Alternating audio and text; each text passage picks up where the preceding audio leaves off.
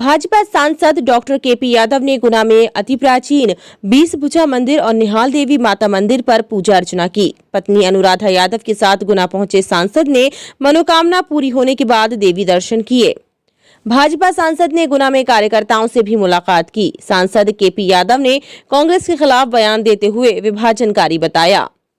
उत्तर प्रदेश के लखीमपुर खीरी कांड पर कांग्रेस को ओछी मानसिकता वाला बताया। संसद ने किसानों के मुद्दे पर विपक्ष बोलने को तैयार नहीं है, लेकिन किसानों की लाश पर राजनीति करने में कांग्रेस सबसे आगे है। सांसद केपी यादव ने बयान देते हुए कहा कि कांग्रेस शासित राज्यों में लखीमपुर से ज्यादा बुरे हालात हैं, लेकिन वहां के मुख्यमंत्री उत्तर प्रदेश पहुंचकर मौत पर राजनीति कर रहे हैं, धरना आंदोलन कर रहे हैं। प्रियंका गांधी समेत अन्य कांग्रेसी नेता यूपी में अराजकता का माहौल बना रहे हैं। देखिए, आप देख रहे होंगे सिर्फ लखीमपुर की बात नहीं है, पूरे देश में कहीं भी कोई भी मौका ये लोग कांग्रेस के लोग नहीं छोड़ते हैं। ना तो इन्हें गरीबों की चिंता है, ना इन्हें किसानों की चिंता है, ना किसी की चिंता है। वो मैं इतना मजबूती से इसलिए कह रहा हूँ कि अभी जब से ये किसान का बिल आया है, इस बिल से जब से अभी तक कम से कम 3 बार सत्र हो चुका है। पूरे सत्र इन्होंने बर्बाद किए। अगर ये किसानों के साथ हैं तो वहाँ बहस करते, वहाँ अपनी बात रखते। हमेशा हमारे केंद्रीय मंत्री जी ने, तोमर साहब ने हमेशा कहा है कि हम किसानों के संपर्क में, किसानों से बात कर रहे हैं। विपक्ष को अगर कोई तकलीफ है बिल से तो अपने सुझाव रखें कि हमें बिल में क्या संशोधन करना चाहिए, क्या उसमें गलत है। लेकिन उन्होंने कहीं कोई बात नहीं रखी।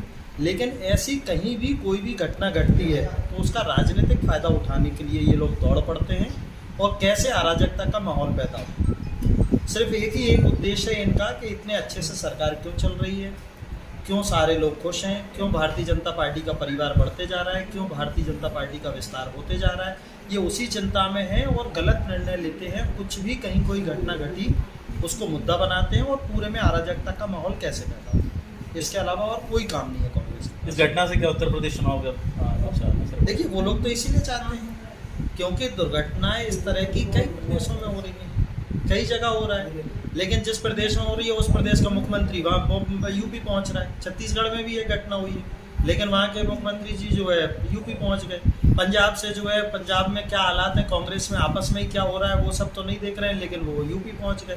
तो ये लोग सिर्फ राजनीतिक फ़ायदा उठाना जानते हैं और अभी तक इन्होंने देश में भी समाजों को बांटा है और लोगों को, आदिवासियों को, हमारे SC ST के लोग हैं, इन सभी का इन्होंने सिर्फ दोहन किया है, सिर्फ लोगों का उपयोग किया है। डिवाइड एंड रूल की पॉलिसी अपनाई है। हमेशा कैसे लोगों में फूट डाली जाए, कैसा अराजकता का माहौल पैदा किया जाए और इनका लाभ लिया जाए, वही आज कर रही है कांग्रेस। और ये कांग्रेस का चेहरा जनता के सामने उजागर हो चुका है। मध्य प्रदेश में उपचुनाव है, एक लोकसभा सीट भी है, उससे लोकसभा सीट में पहले ही अरुण यादव जी वॉकआउट कर गए, तो क्या स्थिति लग रही है? कांग्रेस से रोज कोई ना कोई वॉकआउट कर रहे हैं, चाहे वो वहीं रहे या फिर छोड़ के बीजेपी में आ जाता है। कांग्रेस की ये हालत हो चुकी है।